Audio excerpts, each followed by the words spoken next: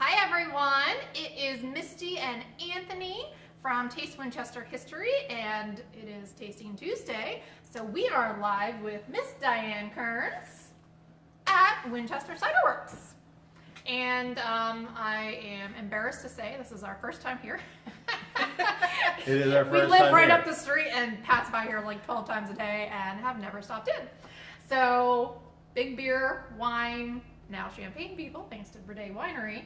So now you're going to make us. We're going to convert you into hard cider. Actually, not convert. We're going to add hard cider to the repertoire. Okay, for sure. Yes. Awesome.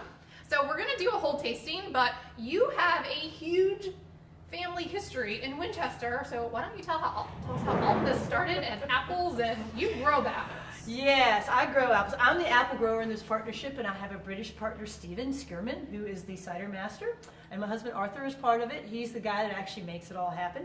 But anyway, yeah, my family's been in apples for a long time. I am 5th generation apple grower. Wow. Only girls in my immediate family, so I'm the heir apparent, which works just great for the orchards because I love growing things. But anyway, it all started actually right here on this property back in the 1880s. My great-great-grandfather's name was James Thwaite. He was born in England, and he immigrated over here, like, you know, about Civil War time, right? And then they landed, he with his family, in 1880 here. They actually bought this property that Cidery sits on, and the house next door plus acreage, because they were getting into apples. They were very interested in growing apples. So they bought that, lived here. This particular building was put up as a barn in 1900 by his son, John, whose picture is over there on the wall. My great-grandfather, right? One of his children was my grandmother, and the rest is history, because this stayed in the family until about the 1980s. Actually, they converted the old barn into a cold storage in the mid-40s. And then in the mid-50s, my great-uncle died, and that was sort of the end of the big apple era for that family right then, because this family this piece of property got sold. My dad, in '59, decided that he didn't want a desk job and was going to come back and start growing fruit. So he took the 100 acres that my grandmother and grandfather were living on and started building it up. And he bought this property back again in the 1980. So yeah, and then here it was. So now here we are. So what we're doing now, it's cool because we rated a whole lot of processing fruit, or fruit that gets squashed into apple juice or apple cider or something. And then Stephen and I ran into each other about 6 years ago, and we'd always talked about hard cider in my family, but none of us knew how to make hard cider other than like sticking the jug in the basement. You know, just let it ferment by itself. Yeah, exactly. Accidental ferment. And Stephen had come over here from England to work in a plastics industry, and got here. And of course, he grew up drinking cider and was like, oh, this is horrible. I could do better than this. What was on the market was just like, you know, I could do much, much better. So he was on a bent to make hard cider. I had the fruit. We had this location, which just happened to have some juicing equipment in it that another business had purchased and was sitting there. So we had all the pieces. We started this company 6 years ago. Takes a little bit. 5 years ago was when we came out with the first hard cider, which was our Malice, M-A-L-I-C-E, which is actually a takeoff on the genus name of an apple, M-A-L-U-S. Malice. That's how we came up with the name. Well, now, right around the same time that all of this started to develop, I remember seeing some of the upgrades taking place, and maybe you could tell us a little capital of the world all over the place. Exactly. We're good growing ground is for apples. It's usually right where the ground works too for home sites. And so as profitability of the apple industry has decreased, and families for whatever reason get out of it, that usually is going to be the prime ground to turn into housing developments, is going to be right where the orchards were. This particular piece of property, Route 522 obviously grew, and it sort of like split the little, like, it used to be the little community of Adele name, you know, that was like a thing, and so it gets bypassed, and then, gradually you just see houses spring up, you know, as things go on. But Trying to take care of the interruptions. Everyone wants to contact me right when we're in the middle of a video, and sometimes it cuts out. But I think we're live again. Okay, guys, so we're still here. Okay, so Malice was the first one, so that's what we're going to taste first. Yes, right here we have a full tasting of what we have at the tasting room available. We have sort of separate sections. What Anthony's going to hold up here. Oh, no, see, here goes. Okay, it's like this. You can do like this. Oh, that's He's insane. learning. Cool little things. I love We're dropping. gonna You don't hire- understand. I love dropping stuff. When they Yeah, started he's to probably get not through, I'm like, oh good. dear. This would be the flagship or the signature ciders. There's Malice there on which that is your left, followed by 522, which is a nice rosé one, which is actually named after Route 522 here. It's a black where we currant are. cider. Black currant is, things that it's probably more popular in England than it is here. Yeah. But that's our best seller here in the tasting room. The ginger is a Virginia. Again, it is the apple-based cider with a little bit of ginger in. It's not very heavily gingered. It's just a little gingered. And then the pear, which is a true pear cider versus a perry. A juice, a hard cider that's made with all pear juice. It's called a perry. This is a pear cider, meaning it's a blend of apples and pears. Right. So I'm going to let you pick up this one so that I don't drop everything all over the floor. Create a catastrophe. These are what we call the barrel-aged ciders. What we do is we take the apple cider and we put it in a barrel that's a bourbon barrel, a rye barrel, brandy, whatever. Right. And that has been, the distillery gets it first, right? Then it goes to a Right. brewery and they would brew it in it Right. to knock the edge off.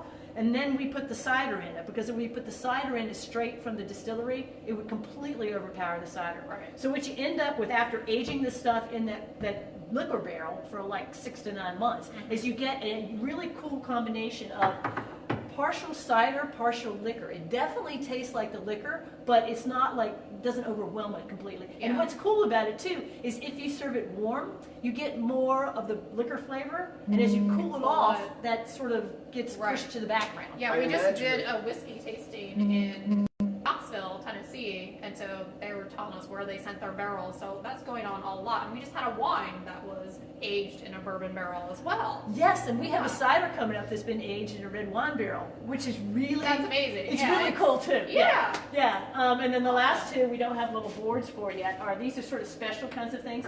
This is what we call our sourpuss. It's show this label. That's awesome. Oh, of course it's going to be reversed because that's the way Yeah, phones are nowadays. It's but sour cherries. So it's cider that has had sour cherries put in it. Sort of like the sour beer, but sour. Interesting. I don't Yeah, know taste about it. that Taste one. it. okay. It's going And for then the sour last my plus alarm. first. And then the last one over here is our holiday cider. It's a cinnamon cider. Oh. It's apple cider. I'm going Very- to try to control myself today. I was accused of drinking way too much tequila during the tequila tasting, so you I had a little can see. tiny Come on, bit. Misty, I get had in a there and little tell bit what of you sip. think. I'm gonna start at the beginning. Malice. Okay. I'll save you some of this. Thanks. So this is going to be an Very off-dry English-style cider. Off-dry meaning it's been fermented to complete dryness, or all the sugar has turned into alcohol. I like But dry. it's not. Then we back Yeah. sweeten it just a Okay. little bit with some juice, some sweet juice, to give it a little bit of sweetness, but not very much. Yeah.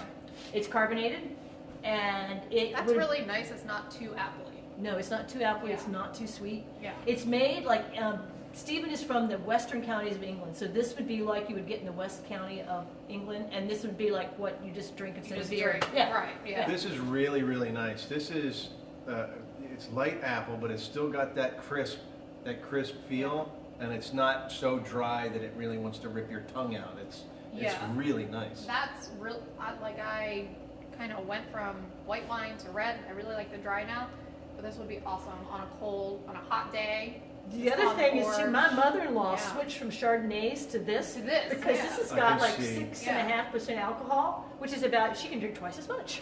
I like her already. We need to meet. You want some more?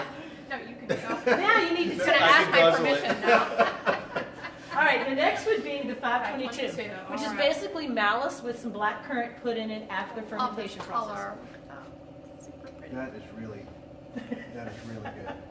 Good. Ooh, I like that.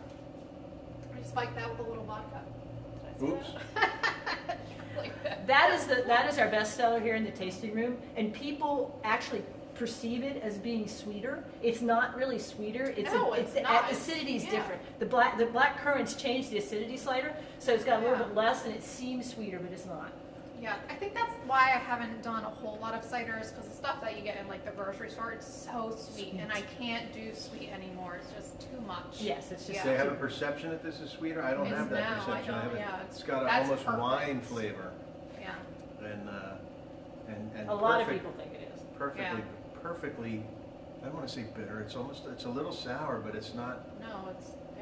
See, the other thing that makes this cider, Stephen's way of doing this, a little bit different than some of the other stuff on the market, is apples, naturally have malic acid in it, and as you let it age for like 9 months or so, there's what they call a malic lactic fermentation process which goes on. It changes from malic acid into lactic acid, and that really tastes different.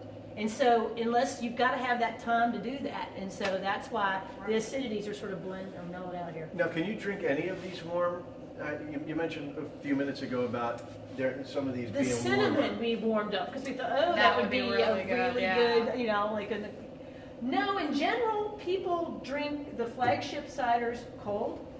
The barrel-aged stuff, yes, that because to bring out the bourbon, the liquor flavor, they'll drink those warm. But in general, these are being drunk cold. And the cinnamon, I think it can go either way. Yeah, for the holidays. All right, here's the ginger.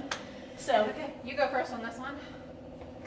Let's see Stephen how much made this one, and we got some fresh squeezed ginger juice because everything we try to do here is local. I mean, I'm growing all the fruit; it's all made right here. So this ginger juice came from this lady down toward the city, and it's really good stuff. And my favorite aroma. So his concept was to put more in, and he put just a little bit in, and then he tasted it. And was like, no, don't put any more in. This is perfect. That is perfect. That is perfect. So while I'm tasting this, can you tell us about the whole process? And so it's a master cider? Yes, Cidermaster. So Ciderist. I grow the fruit. So we grow the fruit. The and Master then we Orchardist and the Master Ciderist. Well, what's cool about what we're doing, I think, is the blending of the two, because it's sort of old apple history with my family. Stephen comes from the old country and ciders and the way he brings it. So it's a touch of the old, but a lot of these things, they wouldn't have had that in England. Sure. So it's a blending of the old way of doing things with the new sort of fun stuff. Anyway, how you make it. So I grow the fruit, and we put the fruit in a cold storage, and then we bring it out, and you put it in a big, large press that we have that basically you grind it up, and then you just press it all. And apple juice flows out, and all the stuff that's left over, we go feed to the cows, right? Exactly. The farmer of the hill gets it all, which is great. So then you take that, and it will immediately begin fermenting itself because there's natural yeasts in the air. Right. So we control that by introducing a particular yeast into that. And then you put it in a container to keep it now contained with an airlock on it. So it bubbles away, and we ferment at a low temperature for a longer time, because that is the way that it's going to create what we want, right? So about 3 weeks or so it takes to get that fermentation till it's complete, and when it's done, there's no sugar left in that juice. It's all alcohol. And the sweeter the apples are when you put them in, the more alcohol you get. Where are you hiding? Oh, I keep thinking I'm looking over my shoulder. I think I probably should stop now. I keep thinking I'm putting them over here. I'm putting them back. So when the fermentation is done, then what you do is you rack the now cider off the lees, they call it. It's where all the yeast particles have like settled them off. You pull all that stuff up, and then we put it in containers and let it age for 6 to 9 months, kind of thing. Okay. And so that lets that malic acid change to the lactic acid. And then when it's ready, then you blend back in this pasteurized sweet juice to get it a little bit sweet. And then in the case of these guys, you put it in a carbonation tank, and then you get the mobile canner to come and stick it in a can. Or you put it in a keg and put it behind the bar. I always marvel. We've been to the breweries, and we've been to distilleries, and now this is our first cidery, and I can't get over how involved the process is and all that goes into it. I mean, it's work. It's work. And management, it's almost like you need a chemistry degree. To do it correctly, yes. I mean, anybody can make cider, but if you're going to try to be consistent and make the same thing over and over, you definitely need to be testing and doing the whole thing. And you're farming as well, so it's like 2 whole different. That's 2, and that's why I think that, knock on wood, I think we're going to do okay here, because we always will have that supply of fruit, and I can grow whatever kind of apples we want to make ciders out of. That's fantastic. Stephen has an excellent palate, so he can sort of taste things and go, oh, we should mix these things together and come out with black. And see, all of these are a mixture of different kinds of apples. which also little helps in my mind because it's agriculture. You never know. You could totally like freeze out. And 1 year there's not going to be any of fill in the blank, you know? By having a blend, it does hedge our bets a little bit. Good. Now that being said, there's also some extremely good ciders out there that are made with a single variety, which means the apple is absolutely everything. Right. You know, and that's the other thing I'm really interested in trying to grow is that kind of fruit that will express the characteristics of the land. Like you've heard the terroir of wine, the same thing. Sure. You know, we can do the same thing with ciders. Same. But the cider industry again is just taking off again in this country after a long period of sleeping. Yeah, I mean, it was huge. Cider and wine, you know, and beer too back then. We better keep drinking. You've got more to get through. Okay, we're on to pear. About it. Okay, this is the pear. What time it is? I got a meeting at 3. Now, yeah, that's about 60% apple and about 40% pear juice. Okay. I like pear juice. I don't like eating pears, but I like pear juice. Oh, hi. Pear, this is one of my favorites. I love the pear. That's tasty. So that one you have to get here at the tasting room. We don't have that in bottles or whatever. Yes. So a lot of these you can get at restaurants downtown. Yes, you can. Particularly these three, the Malice, the 522, and the Ginger, are the ones And we've seen them around town. Yeah. You'll see them in cans around town, and some people have it on tap as well. Yes, and this is what we call pious pear because it's a little bit less alcohol. I was wondering if you had cute little names for everything. Yes. These have, we have cute little names for most of them. These guys are just what we call the Wicked Wiles series. The Wicked Wiles Bourbon, the Wicked Wiles Rye, the Wicked Wiles Brandy. Yes. And the Winston is a combination of the bourbon and the Malice. Okay. Because people liked the bourbon but wanted to tone it down a little bit. So they began mixing it, and then people kept coming back and wanting it mixed. That would be me. I like bourbon, so. Yeah, I'm excited actually. I think for the most for the bourbon one, so let's go for it. Oh, you just go straight to the next one. Go straight to the next one. Okay, bourbon. Yes. Bourbon. So aged in in barrels. a bourbon barrel for probably about 9 months or so. That one is a still cider. There is no carbonation in it, which.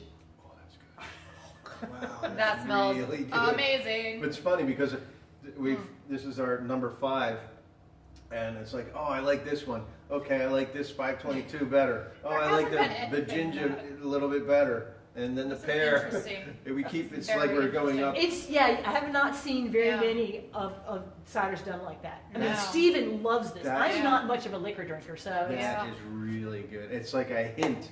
It's a little bit more than a hint of bourbon, but more of a hint. A little more than a hint. The fact that it's still and not carbonated kind of tones it down. Yeah. I mean, traditionally ciders were drunk still. I mean, I prefer them that way, but a lot of Americans like them the other. Now, let's take them out of order. Now try the Winston, which is this combination. So this should taste to you about like the bourbon, but a little bit chiller on the bourbon flavor. I know that people are probably already going, Anthony's drinking all of the stuff again, and Misty's not getting any. Promise, I totally forgot to order lunch, so Oh, I don't know how that happened. I just remember. Most of these are in the like 6.5-ish category as far as ABV alcohol per volume. That's weird. I actually get a lot more apple on this than I do in the Malice for some reason. Ah. I don't know why. We all have different tastes, remember, so you're just getting what we're tasting and what we like. And that's why it's like you really need to come and try because it's like, it really, some people really like the rye. Some people really like the rye. I personally do not because I'm not a rye drinker. I mean, it doesn't do a thing for me. But Well, guess what? I happen to like rye. But I think, when we did the champagne tasting, I always thought all champagne tasted exactly the same, and I did not like it. I had no idea that there were different champagnes. I don't know why I didn't know that. Obviously, there's different wines and beers. I don't know why. But tasting them next to each other is amazing because you can figure out, you like this or you like that or you like something else a little stronger. I just wanted to say that I agree with you on this, and I can. Smell's not the right word, but I feel the apple in my nose and on my tongue a little bit more than I do So with the mouth. which do you like better, being a bourbon drinker? I like the bourbon. You like the bourbon better? Yeah. There's nothing here that I do not like, but she's put me on the spot so far, and we still have to try the rye and the brandy. But I'm a big bourbon fan.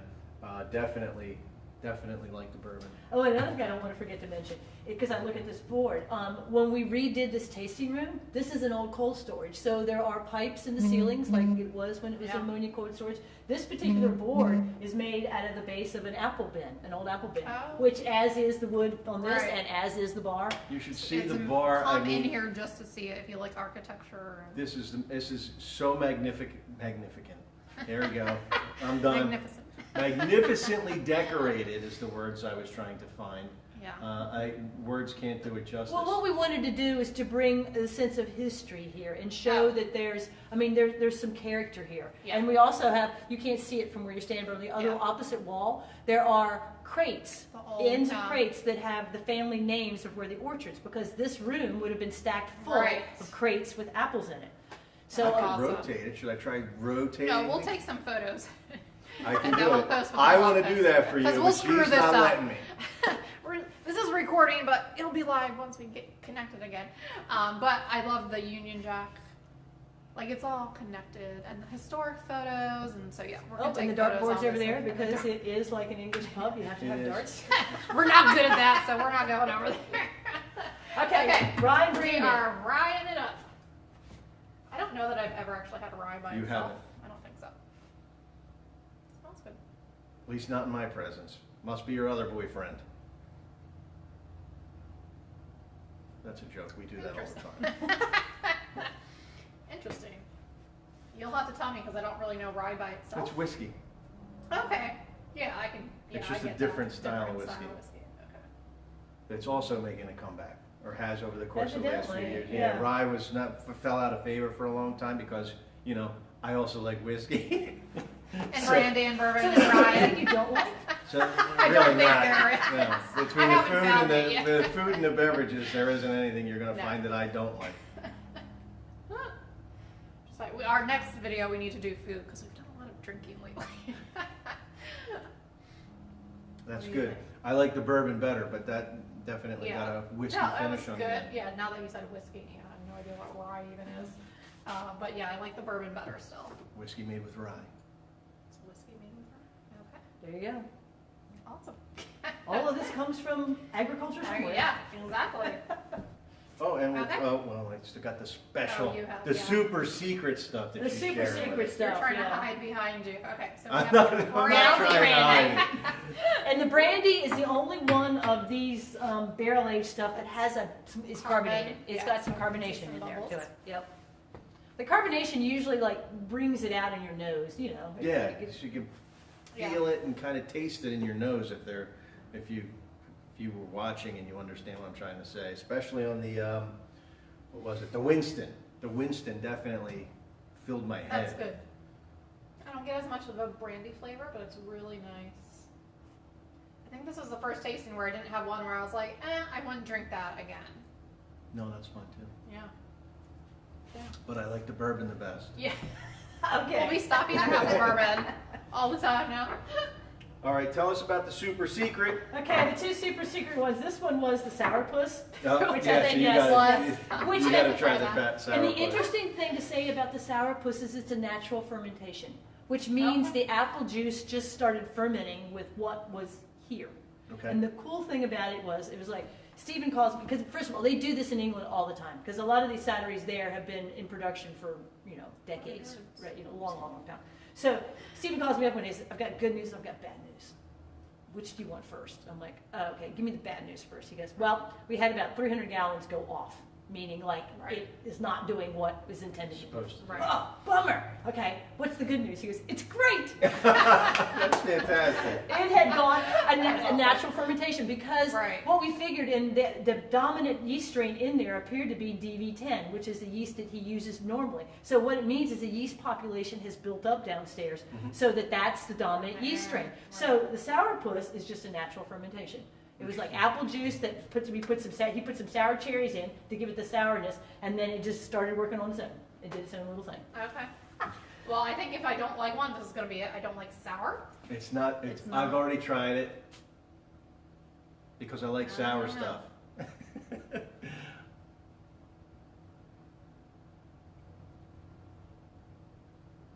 Yeah, it's interesting, but no. I can tell by the look. She got the first. Nah, I'm not a big fan of the sourpuss. Yeah. I'm not sour. You had that sourpuss face. Yeah, that's exactly. Maybe that's why why that came up got with its the name. name. You weren't Someone looking did at the that. camera when you were like. Yeah, no one needed to see that. Yeah, definitely not. And the last one we have, like, currently available in the tasting room is it's like a cinnamon cider. It's a holiday cider. It's basically apple cider into which cinnamon has gone. So hot or cold. It's really good, quite good warm. I've had it. Yeah. Yeah. But again, a little bit of cinnamon. Actually, a fair amount of cinnamon. I mean, we kept tasting it. It's like more. It smells like Christmas. A little bit more. It smells like hot apple pie. That's what it smells like. I think that's at room temperature, isn't it? Mm-hmm. It doesn't have as much cinnamon taste as it It does smell. It totally smells it more than it smells, tastes. yeah. I completely agree. Yeah. It just has a little bit Wow, once that it's finished. smells It smells fantastic. amazing.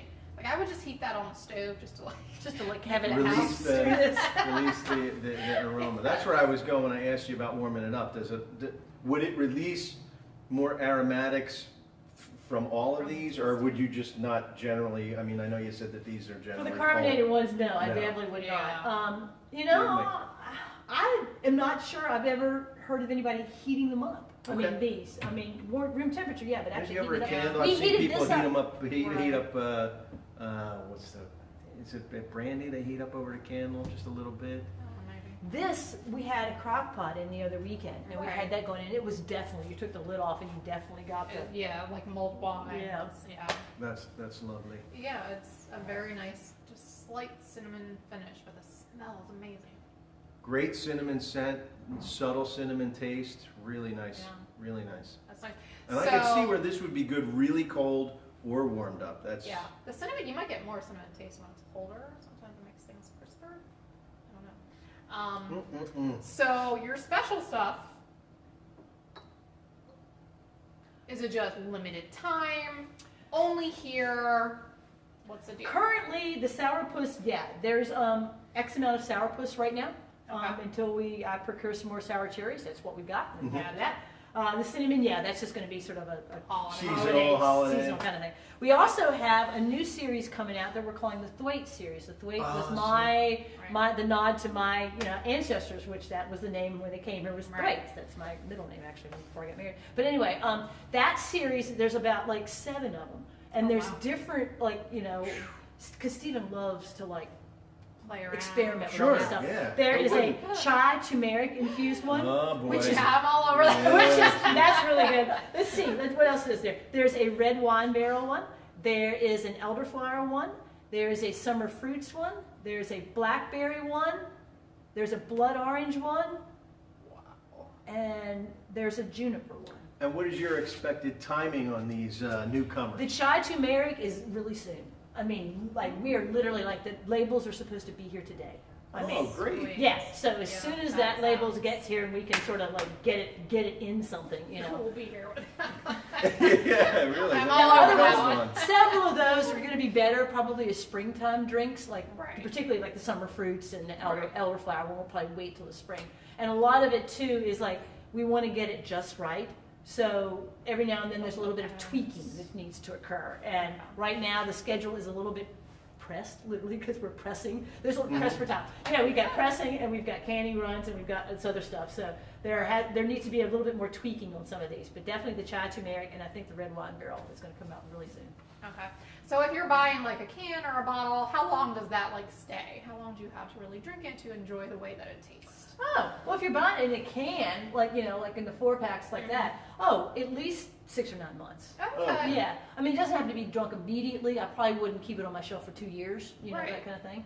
Okay. We also sell a lot of growlers here, so you can come fill out whatever you want. Again, if you like it carbonated, Winchester Ciderworks. I love these actually. I love the shape. The shape. That's why I'm bringing it up too.